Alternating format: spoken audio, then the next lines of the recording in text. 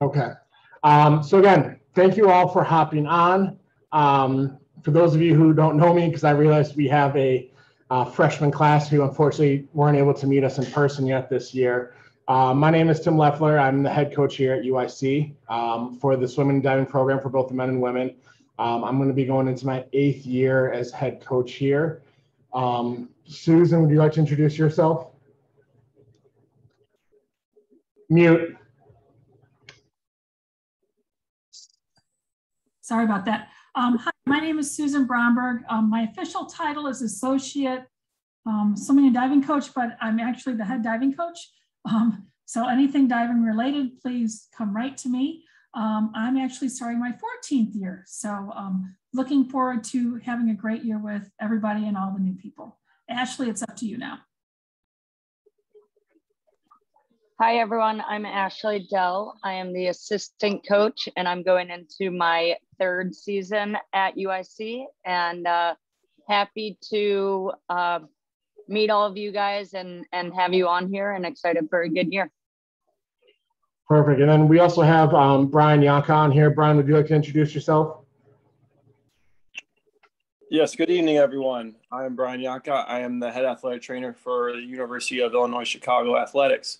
I guess if we're all aging ourselves, this is my 9th year at UIC, my 24th year in Division I athletics. So I have been around the men and women of UIC swimming since I started here, and the diving program as well. And I obviously my role is to keep everyone safe and to keep everyone in the pool for as long as they possibly can. So I'm here tonight to help answer any questions and give some guidance as we enter as close to a normal year as we possibly can, with a few bumps and hiccups that may or may not happen. Hopefully not, but the possibility is definitely there. Thank you. And, we're very fortunate to have Brian on the call. Brian's been working with our program for the entirety that I've been head coach. Aside from not just being the head athletic trainer and working with our program, Brian was also one of our point people for our COVID protocol last year. And this was a department that I believe did well over, I'm probably way off the number, but 20,000, if not more, COVID tests last year just for our athletic department. I know just for the fall semester alone, we hit about 13,000. And really just kind of guided us through the whole thing where we were able to not just get through the school year, but really have a full and successful season for that. And so I'm thankful that Brian is here to be able to hop on the call. We do have one other person I was hoping to introduce tonight, and if she's able to hop on later, I'll be introducing her. But we actually have a new sports supervisor this year, or sports administrator this year, as we call it in our department. And this is someone who kind of just oversees our team, kind of helps the coaches out with different needs that we have or different things that we need to tackle as a department or as a program and everything. And so that person this year, her name is Emily Willette. She's one of our senior associate athletic directors. She's also the chief ethics and compliance director here at UIC. She has been here at UIC for, as of, I believe, about 2 to 3 weeks now. But she's coming from another school in the Horizon League where she spent, I think, close to 8 to 10 years there working within the department. So she knows our conference very well, and we're excited to work with her this year. And so you'll see her at a lot of our home meets. You'll see her at different team events throughout the year. And again, it's just one of those other support staff members that we have who works with our team throughout the year. We also have Sam Thornton, who is kind of taking a break right now before the school year catches up to him. But Sam is our academic advisor who works with a lot of our students in our program with not just class schedules and registering for classes, but when we do have to miss days for competition or any needs that our student athletes have, everything from tutoring to any type of academic help that they have. Sam is one of those other people that we have here in our department. And so tonight is kind of, I just want to give an overview of some things that we want to address as a staff, but also be able to have an opportunity to answer any questions that you all may have during this time. And so I ask, you can either feel free to write them into the chat, and we'll answer them as we kind of get to the end of each area, or I'll also open it up at certain points for people who want to unmute themselves to be able to ask the question at that. But again, we wanted to be able to set some time aside for the parents while going into the school year, just because we know, unfortunately, some of our student athletes aren't the best at relaying messages to everyone, but also we know that you may have some certain questions on your own that haven't been answered as of yet. And as we're still kind of weathering this COVID storm and going through everything, we want to make sure that we take the time to meet with you all. And so, right off the bat, what I can kind of tell you for this year, first off, I want to pause for a second, and I want to thank the parents of all of our returning student athletes for all your kind of behind the scenes help and support last year, just with your student athletes and helping them get through the year. I think that is an unprecedented year, and I'm hoping to never have a year like it in the sense of what we had to go through, what we had to deal with, the stopping and going throughout the season. And I know how mentally straining it was on them. I know how much it was on our staff and the people in here in our department. And so I want to thank you all for supporting them and supporting the program with it.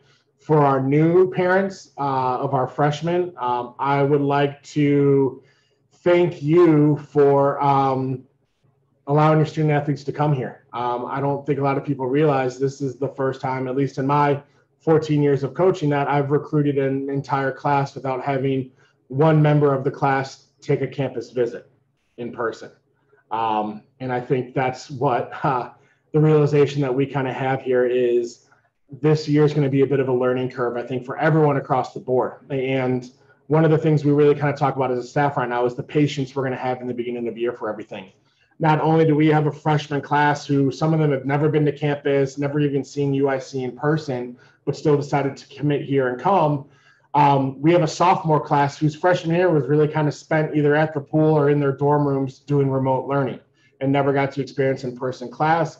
But then we also have an upperclassman group that hasn't been to in-person class or things on campus in almost 2 years. And so it's going to be a lot of new experiences for a lot of the team, but it's also going to be kind of, knocking the rust off for some of our upperclassmen and just getting back into those schedules. And so we're going to be really kind of taking our time and, working on that balance of not just the swimming and diving side of it, but getting into routines again, getting used to being able to having to go to class and not, sitting at a desk and watching Zoom or any of those kind of things. And I think for some of them, it's going to take a little bit longer than others. And so it's really staying on top of that, really working with our advisors and our support staff to kind of help them through those first few weeks of doing it. It's also the first time in 2 years that we're going to have our full schedule going from, September until the end of February. And so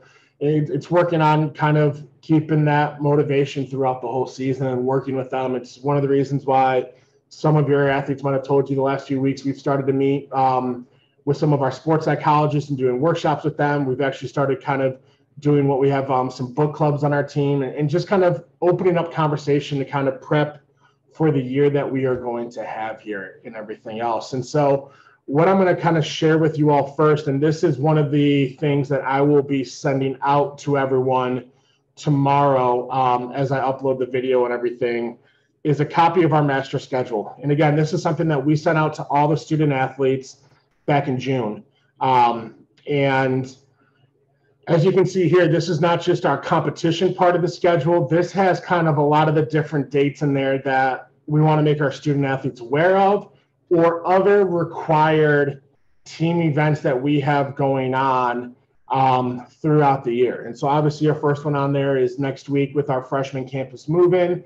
On that date, I've been meeting with a lot of our freshmen one-on-one either last week or this week just to kind of go over some questions they have and go through that whole protocol.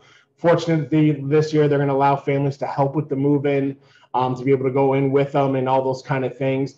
One thing, and we'll touch on this a little bit later, for those of you who will be a part of that, they are going to require masks for everyone on campus and buildings, whether you're vaccinated or not.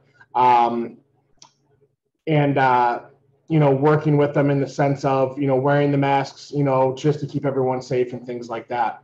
So 5 days after the move-in will be the first day of class, Monday the 23rd.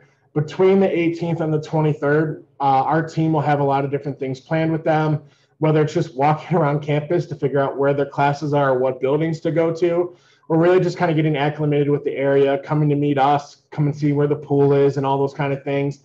And for our season, we won't start official practice until after Labor Day. We will have practice opportunities for people on the team during those first 2 weeks. But really, we want them to get acclimated with their schedules, the day-to-day schedule in the sense of, what time do they need to be waking up at? Where are all their classes at? What time are they going to be able to eat lunch? Where are they going to be eating lunch? When are they going to be able to get their studying in? Are they going to have to meet with tutors or other people during that time? And just get themselves into a routine as we will start to build up then the practice schedule from that point. And so for us, it's about taking that time to kind of get that set instead of getting them overwhelmed right away with everything and throwing everything at them. You see on there August 29th, this is something that the student athletes have gotten an email about. We are doing a student athlete welcome back event on Sunday the 29th. So it'll be after the first week of school, and it'll be right here on campus. And so this is an opportunity for all the student athletes. We'll meet in one of the large lecture halls here on campus, and they'll have an opportunity to hear from our athletic director and other administrators around campus. They'll get to hear from different groups on campus, support groups on campus that are here to help not just our students, but our student athletes during that time. And then we'll also be finishing it up with just kind of a chance for them to get to meet other teams, get to meet people from all over the country and the world, grab some food together and really just kind of hang out and really bring back a lot of that camaraderie that we had as teams and student athletes that we were really missing as a part of last year. After that, you can see Labor Day weekend, we will not have class that weekend. That'll kind of be the last little break before we officially start up season on the 7th. Right after that, September 11th is the Big Shoulder Swim. And this is an event, I think we did it 2 years ago, but we obviously didn't do it last year with COVID. We have a group here at UIC called the Chicago Masters Swim Team. And master swimming are for people who are post-college, who want to continue on with swimming. And we have members on that program up to 80 years old on that team. We co-run an open water race with them at Ohio Street Beach, which is right by Navy Pier. And we open up registration to over 1,200 people a year for this race. For the, I believe, 25th year in a row, we have sold out that race for this year. And the special thing about this race is all the proceeds of it come back to our program. And so we're talking well over $50,000 a year that we're able to put into our operating budget that help us with a lot of our equipment costs, travel costs, and other things that we have as a program. And so that's an event that we help with the registration, the setup and tear down of. And it's just kind of really a fun event that the team really kind of takes hold of it. Throughout the rest of it, you'll see a few recruiting weekends on there. We are allowed to start doing in-person recruiting again. So we will be bringing recruits to campus in a modified form for an official visit. But what we do request is that as we bring recruits on officially for visits, that our team is here over those weekends, and we ask them not to go home, or if they need something else going on, not to leave right after practice on a Saturday. But we would like them here on campus just so those recruits are able to fully meet the team and get that experience of what it's like to be a part of the program. It's something that we don't have an issue with, but it's just a reminder we like to have. The first kind of real event is the red versus blue meet. And this is our inter squad meet where our captains kind of split into two, draft their own teams, and then they race each other to kind of kick off the year. This year, with that really only being our only home event in the fall, each year with a lot of our home meets, we love to do kind of a family style dinner afterwards, where not only are we kind of feeding the student athletes, but then the families of the athletes are able to be there as well, get to know each other, get to meet each other, get to, kind of put a face to the name of the different athletes they hear from their, son or daughter. And it's just one of my favorite things that we're able to do throughout the year. And so I know the Johnsons who are on the call, I'd like to thank them. I know they have already sent out an email about it, asking for help for the other parents to help us through the year to kind of be able to get this going. As you know, having one swimmer is not an easy task to feed. Having over 40 of them is like feeding a small army. And so we thank them for really kind of putting that on and helping them. And if you're one of those parents who would like to help out anyway, please reach out to them, reply to that email that they sent last week, as they're always looking for extra hands, whether it's prep beforehand or just right after the meet, helping them set up some of the tables or food or things like that. We really appreciate that. So that'll be Friday, October 1st. That'll be at 5 p.m. And that'll be kind of our first chance to really kind of get together as a team in almost 2 years. And so after that, we have a few away meets with at Northwestern, and U of I will be there as well, at Milwaukee. And then we'll be at Oakland, where we'll spend a night in the hotel the night before the meet. So we'll drive up, I believe, on Friday, spend the night, and then race on Saturday, and then come home after that. And then the House of Champions is an invitational that we have at IUPUI that they'll roughly invite, I believe, somewhere between 6 to 8 other programs to race at this 3-day competition. And it's really kind of our big prelim final meet that we have in the fall. For our staff, we kind of call it our midterm.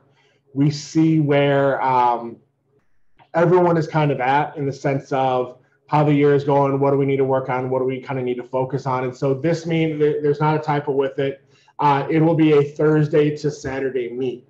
In years past, the meet has been a Friday to Sunday, or for those parents who've been around for a while, you know, we used to go to the Northwestern Invite, and that was very much a Friday to Saturday meet. This is a Thursday to Saturday meet, so we will leave on a Wednesday and then come back Saturday night from the meet. And that's kind of where our fall part of the season ends for competition. And this is the perfect time to bring it up because we do have 4 away meets this year.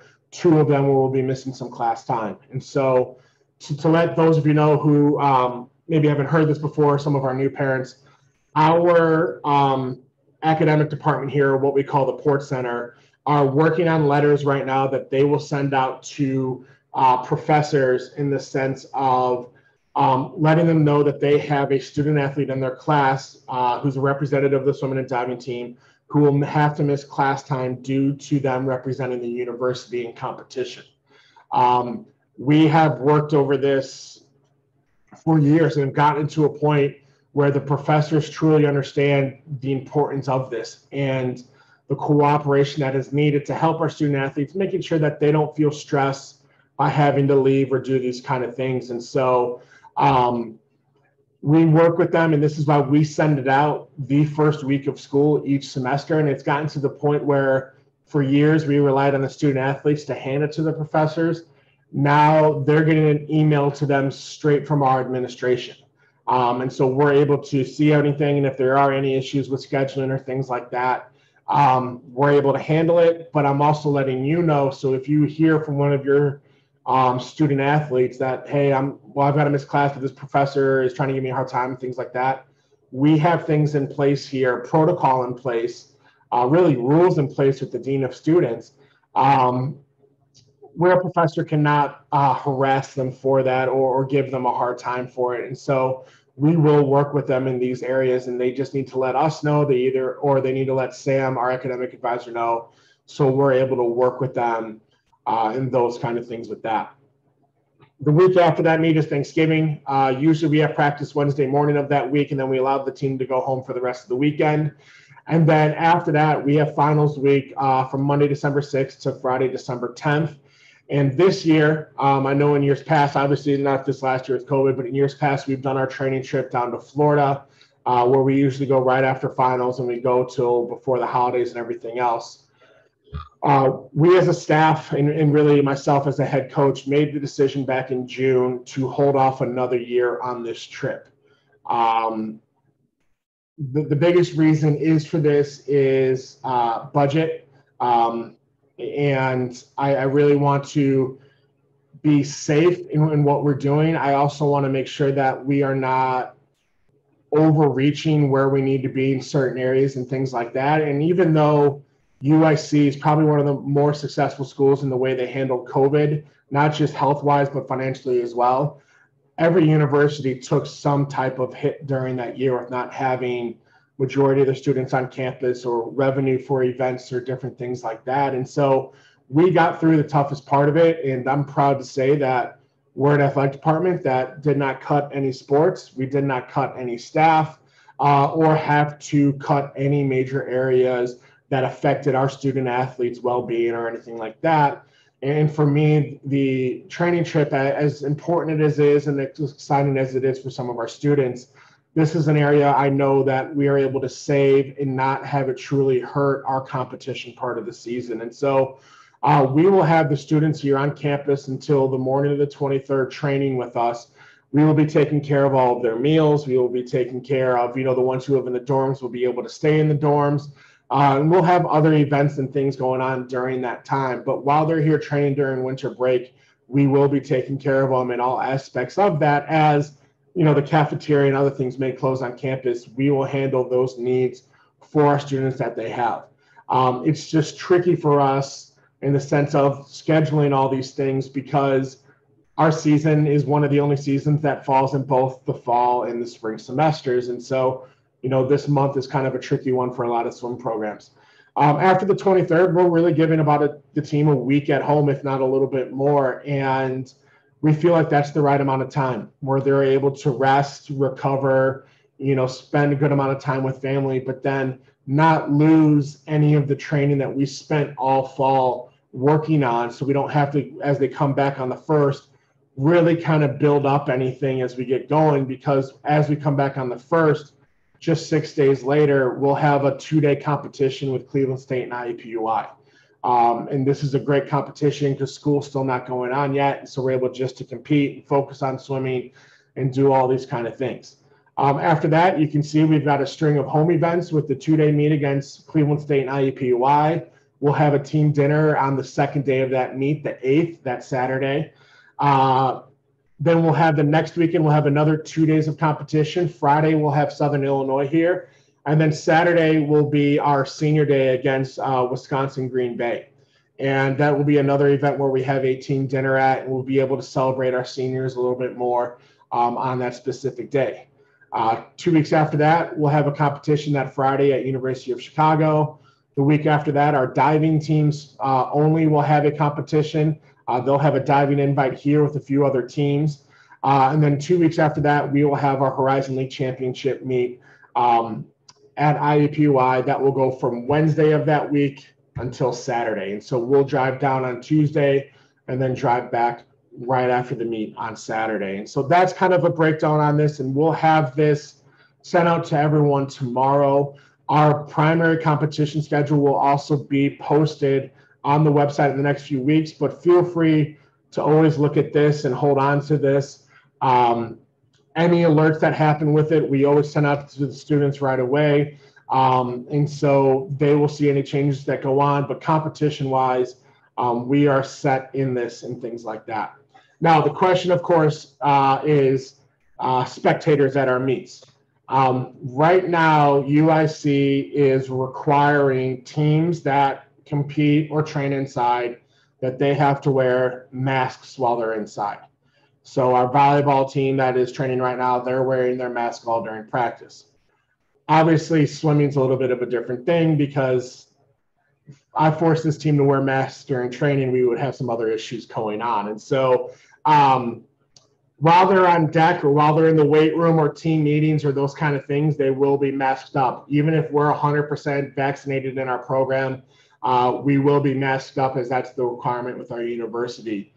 We will, as of right now, be allowing spectators at events, at our home meets and everything like that. This is something that I believe the Horizon League is still kind of working on, and this may be a school-to-school kind of decision, or the Horizon League might just kind of come over it. But as of right now, we are allowing spectators. Because our university policy is that everyone inside university buildings are masked, we will be asking our spectators to do the same, to remain masked while they're at our events inside and everything else. And so that's what we're looking at right now. If it does get to the point again where we don't require or we're not allowed to have spectators, we are working on a plan to have a better live stream for our competitions. Last year was absolutely a learning curve for us, primarily because we know there's so many different outlets or resources we can do to live stream, especially pertaining to social media. What no one planned on looking at was the contract that all the universities had with streaming and ESPN. And so after a few weeks of meets and programs around the country, live streaming things through Facebook or Instagram or those kind of things, almost every school, including the ones in the Horizon League, received a cease and desist letter from ESPN about live streaming events on social media like Instagram and Facebook and things like that. So we have worked on a plan with our sports information department in case that happens again. But our hope is that we'll have everyone here cheering us on in person for our competitions, or whether we're on the road, cheering us on person. And so that's where we're at right now with those things in our competitions. Are there any questions at all about the year schedule or our competitions or anything like that?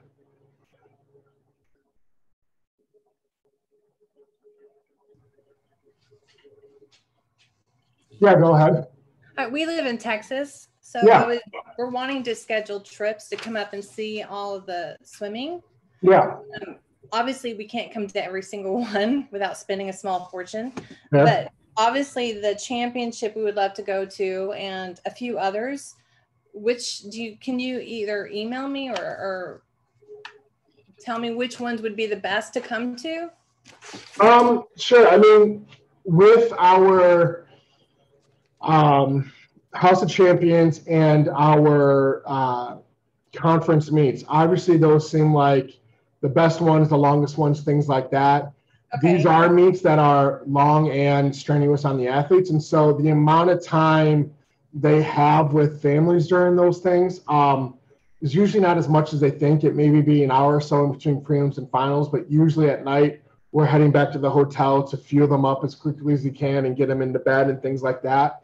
The ones I would recommend would be the ones, as much as I hate to say it to someone in Texas, but come up in January when they're over a weekend here on campus, just because, you know, especially when they're done with a competition on a Saturday, they're able then to kind of spend the rest of the weekends with their families or things like that, or really the red versus blue meet on a Friday.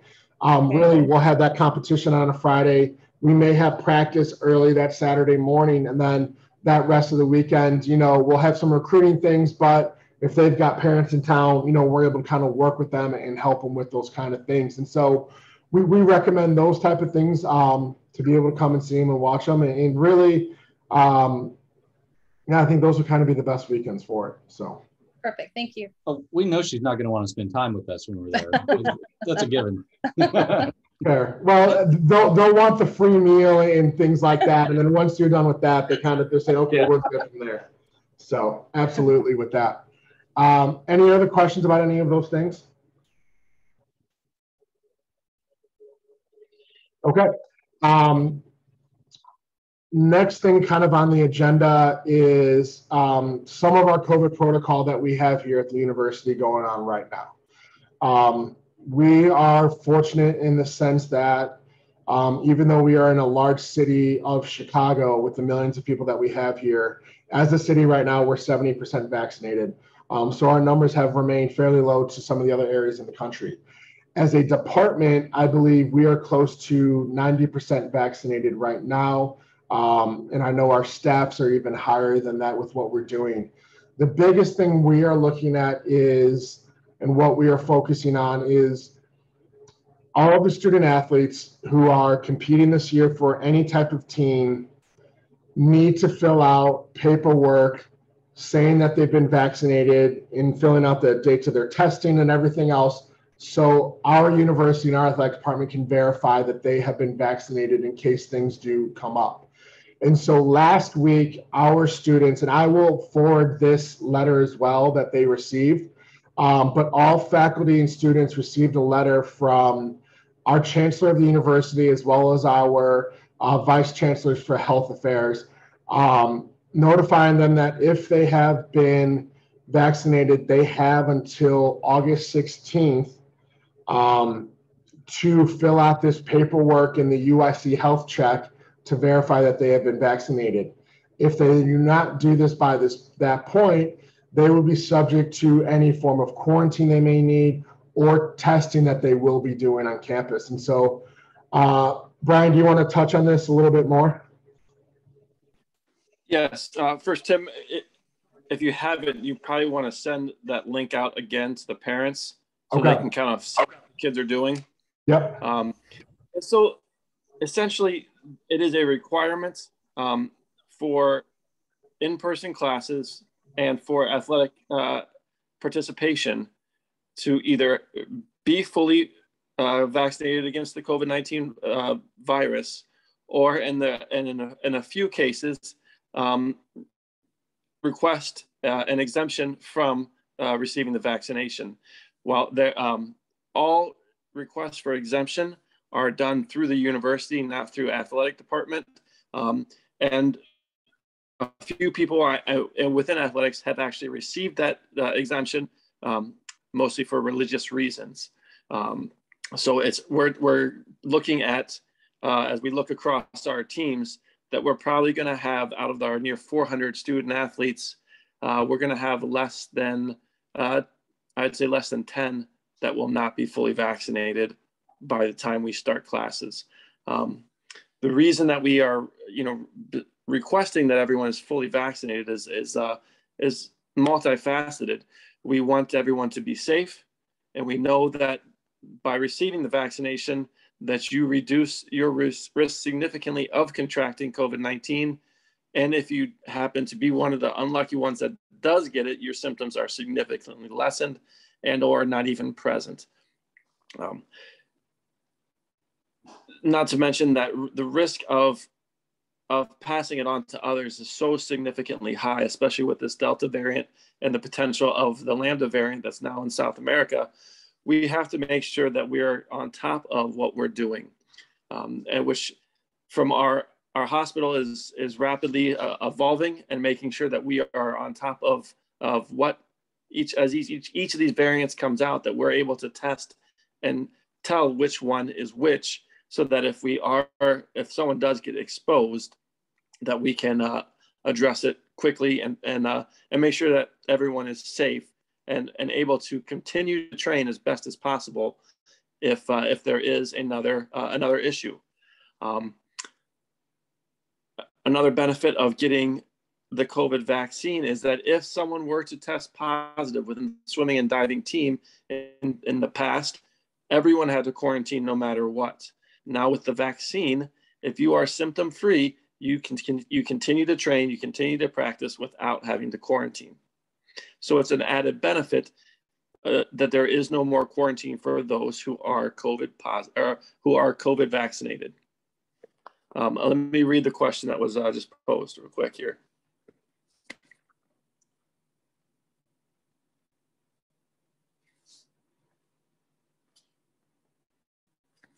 So the question that was posed was, if you are exposed or you are previously COVID-19 positive, can you get reinfected? And the answer is yes.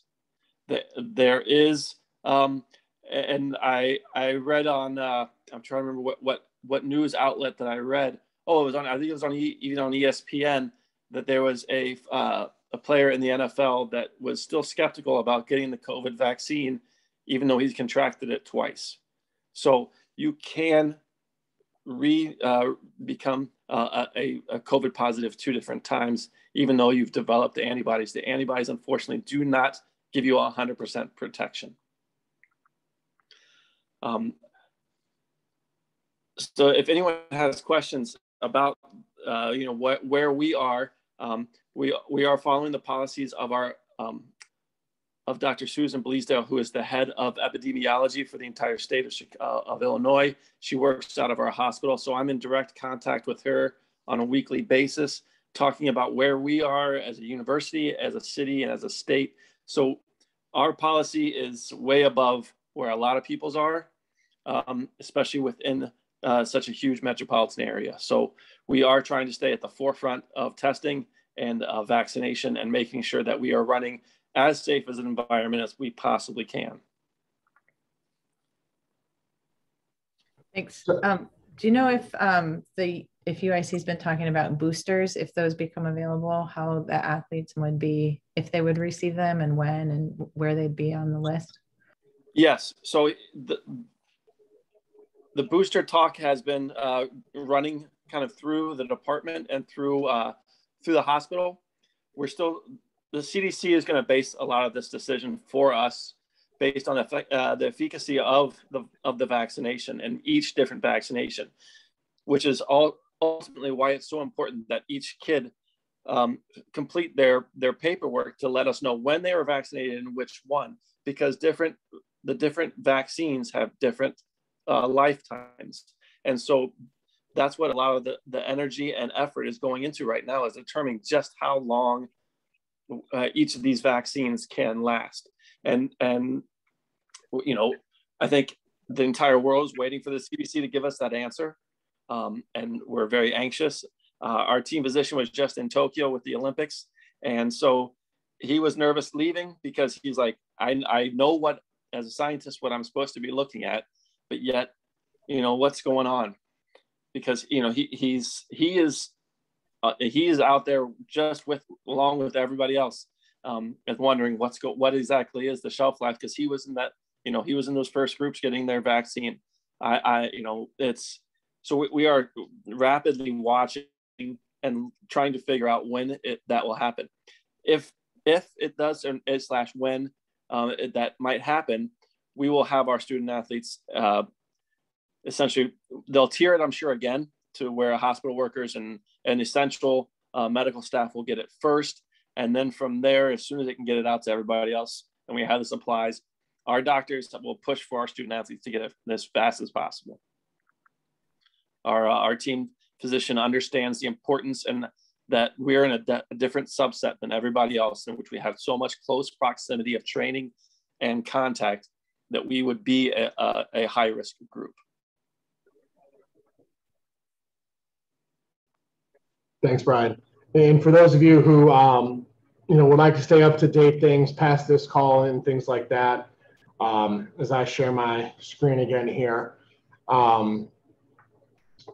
there's two ways really to kind of be able to do that. You have our UIC website that is here, and if you look under our department, we have our return to play right here, which is where you can find a lot of our updates on our protocols or our plans or different things like that for COVID. So again, it's right on our UICflames.com website. The other one is more of a university-based one, but it has a lot of great information, and that is UIC Today, the website. It's where all the campus news is, a lot of the updates. But as you can see here, it has its own COVID page right here to talk a lot about the testing or the data dashboards of what's going on. And it will give you updates and everything about what is coming out from our university administration on the protocols or the necessary steps that we're taking to keep all the students and student athletes here safe on campus with what we're doing. But as Brian said, and as I really like to reiterate, being one of the largest medical campuses in the country, we have a lot more resources that our colleagues do not have. And we're very fortunate for those things, not with just Brian and his staff, but Dr. Hutchinson, one of our head doctors for our athletic department. Like he said, he has been one of the head physicians for the Tokyo Olympics with the U.S. Olympic team over there. But they're also working with the people who are working, you know, across the state and across the city with everything that we going on, and we have direct contact with those people who are helping us. Let's see. Tony says, how often will the student athletes be tested? Weekly after each meet. So for those student athletes who are not vaccinated, they will be tested twice a week throughout the school year. The ones who are vaccinated will only be tested for, I believe, 2 or 3 different reasons. Number one, obviously, if they're showing symptoms of COVID. Number 2, if they are, let's say, in a situation where people around them have tested positive, or a roommate or things like that, we will test them just to double check and make sure that they're okay. And then number 3, we will have a group on campus that will be going around to different departments and doing kind of random groups of testing on different people and things like that, just because there has been the cases of breakthrough positives with people who have been vaccinated who have gotten this Delta strain of it. And so that will be kind of going throughout the year just to monitor everything throughout the department as we kind of go through it. So Brian, am I missing anything with the testing on that? Nope, you're spot on. It's we will do spot checks on people, and it's not because we're trying to take anyone out. It's to preserve our environment and try to, again, run as safe as an area as possible. This was on the request of our epidemiology team, and so it's something that we will be doing just kind of, once or twice, unless we see otherwise, a semester. Just, the dormitories are going to be doing this as well. So will some of our other high contact groups like ROTC, our performance arts, things like that, so that we can make sure across the campus that we are doing, all the right things to maintain our environment as safe as possible. Thank you. Brian, would you mind touching a little bit on campus cares? I know I've gotten some questions in the last week about campus insurance or the difference of using your own or using that during all these COVID things. All right. Yeah, that's not a problem. There's two basic insurance routes that you can take. If you are if you have your own insurance and your child is fully covered by that insurance, the thing I would ask you to do is check to make sure that our network, and I will give you our lead physician's name is Dr. Mark Hutchinson. Make sure they're on that network, because if they are not, then I would recommend that you purchase our student insurance. If they are, then you have that option to do kind of what, pick your own plan. If you choose the campus plan, it's essentially an HMO, but our doctors become your primary care physicians, and I write every referral that's needed for any outside coverage. It's a great plan because there is no payment. If you purchase it, you walk out with 0 bills.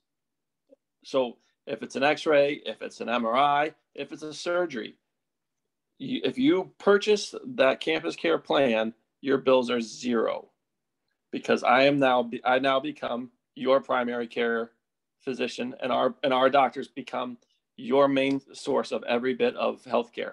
It is a very, very cost-effective plan, especially for out of state, because then you're not having to ship people all over the place to try to find someone in your network.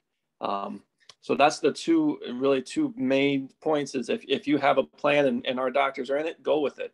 If they're not, or you're out of, if you're from a distant, not to pick on Texas, but if you're from Texas, I would go with the campus care plan, simply because you don't have to then go back and call your doctor, get an approval, wait a week for this care. Our doctors are literally next door to my office. I walk over there and I say, I need this, and it's done. So it's the care for your student athlete, especially away from home, is so high, and it's so important to us that we will do everything we can, and we have that access by using the campus care plan. I saw the question about purchasing campus care. If you are a new student to UIC, everyone is automatically enrolled in campus care insurance. If you want to get out of it, you have to go onto the Campus Care's website, which we can walk you through on day 1 of school, and you have to opt out. So if you would like to purchase it, you don't have to do anything other than purchase it. Perfect. Thanks, Brian. Yeah, and with that, to drop campus care, for those of you who are new to the university and things like that, the due date for that, or to be added onto it and everything for the semester, I believe, is September 12th this year, which is that Saturday. And so I put on there, campuscare.usc.edu is the website for that. Brian, if a new student has already opted out, can they opt back in?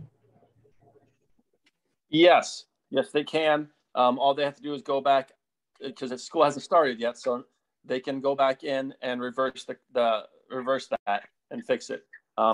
there was a question, and I'll just, if at any time you get a bill from Campus Care, send it back to me, and that allows me to take care of it.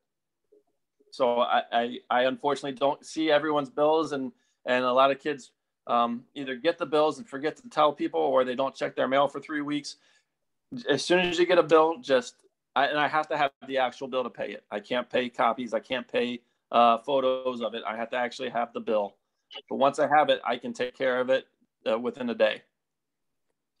So I know the question is on there, will you be able to meet Brian during move-in? Unfortunately, right now, Brian, I will say this on his behalf, is a bit of a busy guy, and this is in no way an excuse or anything like that, but we are in the process of hiring some more athletic trainers in the department. And so not only is he covering our program right now, but he's also covering men's soccer, who are in season. They actually started their season today with their training and everything else. And so he might not be accessible during that day of move-in, but you will see him at our competitions. You will see him on the road with us, especially at our conference championship.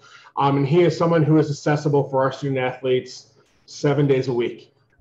They not only know where his office is and when to reach him, but they also have ways to contact him in off hours if there are emergencies and things like that. And before I kind of get in, it kind of transitions into my next thought about what we're kind of doing with our student athletes. But are there any other questions about COVID protocol or anything dealing with medicine here? And I will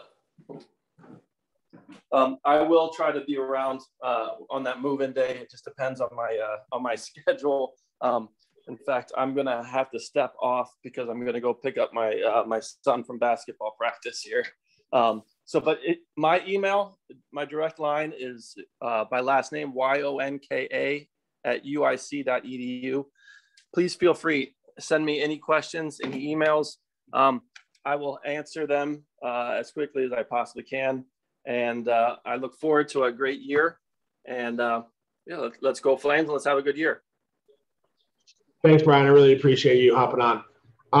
And so I just put Brian's email in the conversation. And again, any questions that you have about that, please feel free to reach out to him, as he kind of oversees not just our team, but a lot of the rest of the department with that. And so my transition with all those things and being able to contact the right people and things like that, what we decided this year to really kind of help out our program and our student athletes, as we have team meetings really every week throughout the school year, whether we're in season or not. And honestly, we've been doing Zoom team meetings every week now on Zoom since I believe the second week of March of 2020. And so we've gotten very used to this. And fortunately, now that they're all moving in, we're going to be able to start meeting in person. But we try to communicate with our student athletes as much as possible. But we understand that there are times during the year where things come up and maybe they want to kind of try and handle it on their own, or they forget certain things. And so we are in the process of having a printed handbook for all of our student athletes who are a part of our program. And it's really going to be a resource guide for them in the sense of any need or anything that they may have.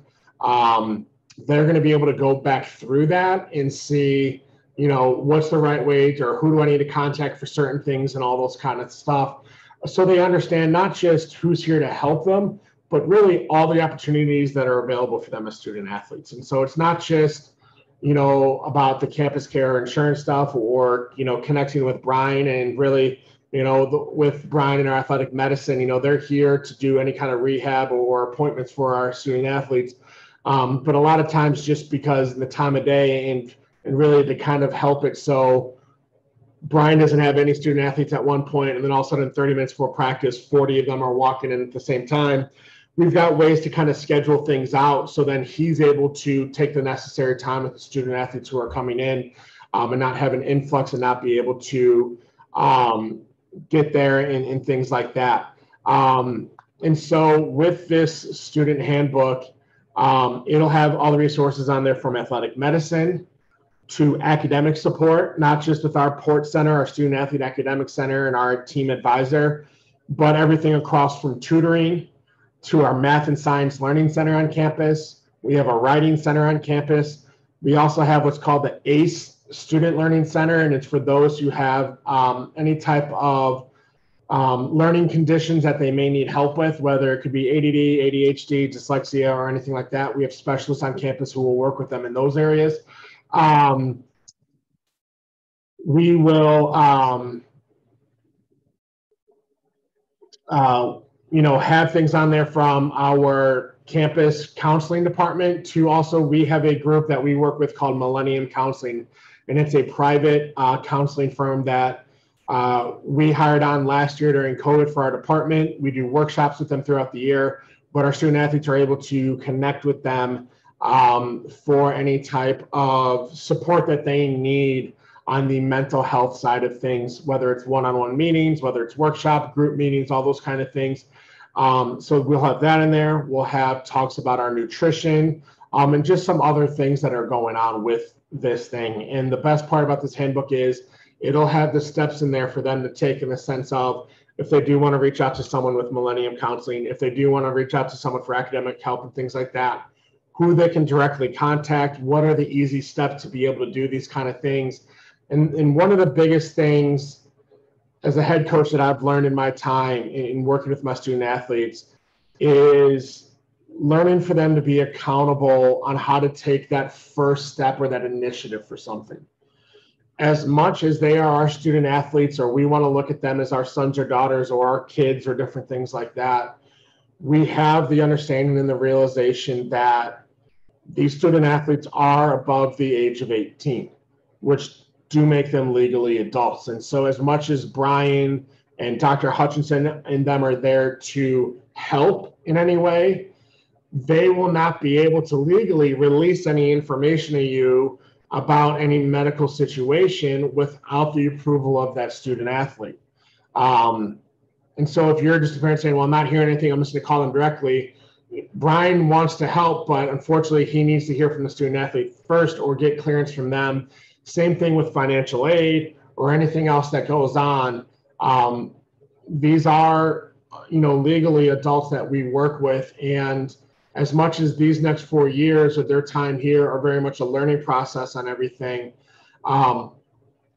we need them to understand if you want these opportunities, we can't force them to use them. We can't force them to go out, but they are here for them. And the more they understand that and that habit, it's going to be helping them in more ways than one. And so that's, something that I encourage all of you in the sense of if you do have your student athlete come to you and say, well, I'm having a hard time with this or that, first off, ask them to come to one of us, myself, Ashley, or Susan.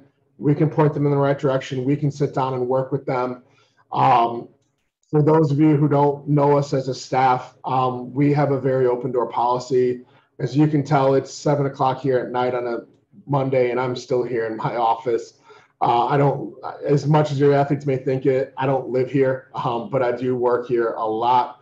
And so we're very open and available for them, and we try to go out of our way. But there are certain things that we have professionals in those specific areas who can do a much better job than us in handling certain situations. And we're very fortunate to have that for them.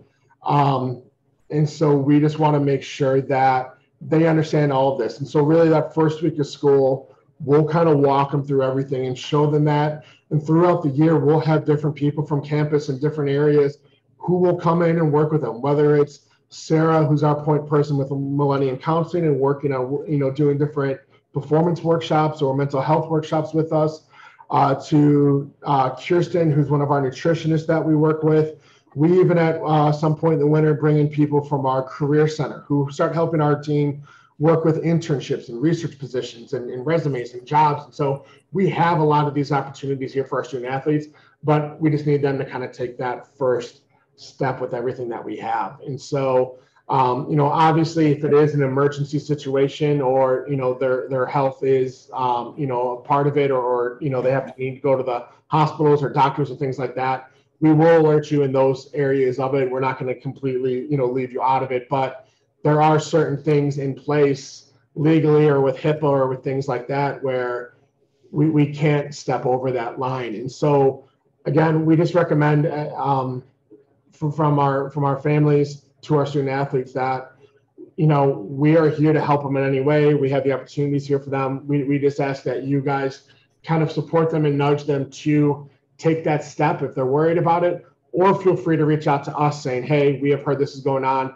And then that way we're able to kind of step into it.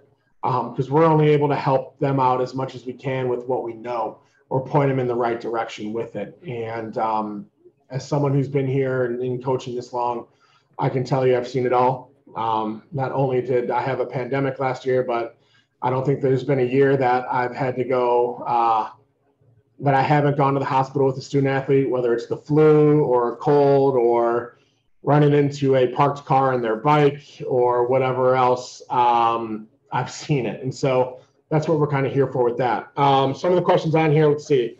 This fall, are other family members allowed to attend swimmings, dinners, and all that? As of right now, yes. We have no cap on who is allowed to be at our events. If those things do come up, you guys will be the first ones to be notified in the sense of anything that will go on with, you know, numbers for stands and things like that. And so then the next question, will the academic advisor finalize all the schedule this week, or what can we expect that? I am not 100% sure on that question, because it's really on the students to kind of finalize the schedules and work with the academic advisor. I don't know if Jennifer, if you can elaborate a little bit more on that question.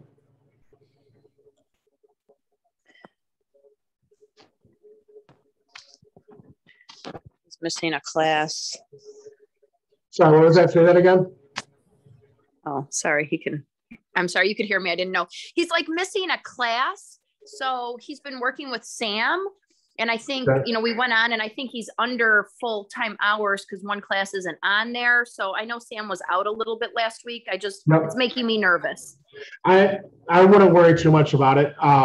But I will check in with Sam on those things. I know Sam was on vacation for a bit, as we're all trying to take time right now because we all needed the rest before we got into this year. And so I will double check with Sam, but I get alerted anytime those kind of things come up, or if they kind of get to the dire needs of it. We do have some students who kind of work with their schedules throughout the first 2 weeks of classes, whether it's the timing of the class and they want to get into it, or if there's a class they really want to take that maybe was filled up, and try to work with them on that. The next kind of week or two, we really kind of work on those schedules with it. And so with Luke specifically, I'll check in with Sam tomorrow and see where we're at with that. But yeah, to tell Luke, from, you know, if he doesn't hear from Sam or anything like that, to reach out to us, and thank you so much. Yeah, of course. Thank you. Any questions about any of those areas or anything kind of pertaining to that?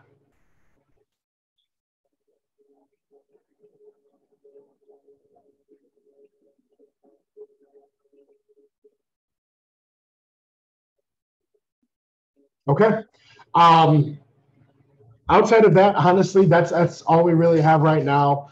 I want to thank, and I believe they're still on the call, but the Johnson family, as well as the Tobias family, as really kind of parent representatives who have taken on roles to help us in different areas, in the sense of not just meal planning for the families and you know, apparel orders or things like that. But these are families that have been with us for years. In fact, the Johnsons, they now have their third kid, Mitch, who's a sophomore, and they have Lauren, who's a senior, but they also had Evan, who graduated a few years ago. So they've been part of the program for a while. And with the Tobiases, they have their daughter who's going into their senior year. And so these are parents who've been through it, who are really kind of able to help us with either disseminating some of the information out to you all about different events that are going on, or the family meals or things like that. But I think one of the things I absolutely love about our program is we always have one of the best parent sections at all of our meets. We're always a loud meet. And we're always a great group for that. I take a lot of pride in being one of the louder teams, not just on deck, but in the stands during our competitions. And I think what we're very excited about on our end is, even through the year we had last year with COVID, in the struggles we had with starting and stopping a few times, people going into quarantine and then coming out of quarantine, shifting our season from what it normally is to January to April, and all those things, our how successful we still had as a year, not just with the placing at conference or what we did in the pool or on the boards, but this is a program that finished with above a 3.5 cumulative GPA, multiple people with 4.0s, I think we had a third of the honor roll award winners for the athletic department in our team. We had almost half of the Horizon League honor roll people on our team from our department. And so we really kind of led in a lot of different areas in our department with these kind of things. And now I'm excited just to kind of have a year where we're able to kind of get back to it. And so, like Brian said, there will be some things that we will plan and work for, but after last year, I think what we've learned is just to adapt and keep moving forward with it. And so what we're going to really focus on this fall, like I said, is having the patience for it, building slowly with things, and then really kind of making sure our athletes are pacing themselves through this season to have the successful end that we have with that. Tony, what network is Dr. Hutchinson affiliated with? UI Health, University of Illinois Health is what he's affiliated with. And so that's what we're really going to be focusing on. And so if your student athletes seem nervous about it or unsure this year or even a lack of motivation, to be honest with you, with some of them, I completely understand it. And as parents or family members who may be concerned about that, to be honest with you, it is very normal to have the year they had, whether they're in college or high school, and have everything remote and taken away for a while and things like that. It's just going to take time for it. And what we're going to really focus on is the companionship within the team, the excitement of everything. And as we do that, the competition side of it all, and the racing side of it and competing side of it will start to take care of itself. But I think once we just kind of get them back into their routines and get them that feel of being on campus, being around people, having that normalcy, everything else will kind of start taking care of themselves. But I want to thank you all for hopping on. Obviously, there's questions. Like I said, again, I will send out the recording of this meeting. I will send out a few of those website links and different forms that I shared throughout the meetings, as well as the contact information for Brian and some other people here at the university with this. For the parents of our freshmen who are doing the dorm move-in next week, I've met, I think, with all but maybe 3 of the freshmen so far. I think I'm meeting with the rest of them tomorrow, and I'll have that wrapped up. We'll send out information for the 18th. We're either going to try to be there as a staff and as a team to help with the move-in. If for some reason we're not allowed just because of the number of people, we will be here during the day. So we'll let your student athletes know about, hey, feel free to come by, say hi to us, check out the facility and all those kind of things. But we'll make sure that, you know, we are able to be around and all that kind of stuff. And I know that they've been in contact with a lot of the team, helping them with what to bring for move-in and other things they need. And I can tell you this much, the upperclassmen are the perfect resource for that because I've never lived in the dorms here. I can tell you this much, my dorm room in college was from 1920, and I could do like this and hit both sides of the wall. And so the ones that they're moving into are much better. In fact, myself and Coach Susan on Monday the 16th will be doing a walkthrough of all the suites to make sure things are set up and ready to go for our freshmen this year. We've really worked hard the last 2 years to work with housing and clean up some things with them. And so we'll be able to be there for that. But again, on the 18th, we'll be there for those. And for the rest of you, if you're going to be around next week or this week with move-in, feel free to come by the pool. Let us know if we're around, or we'll let you know if we're around.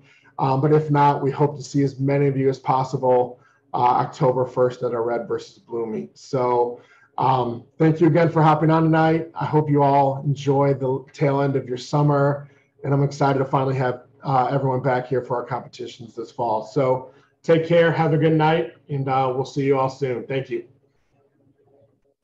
Thanks, Tim. Yep. Thank you, Tim. Yep.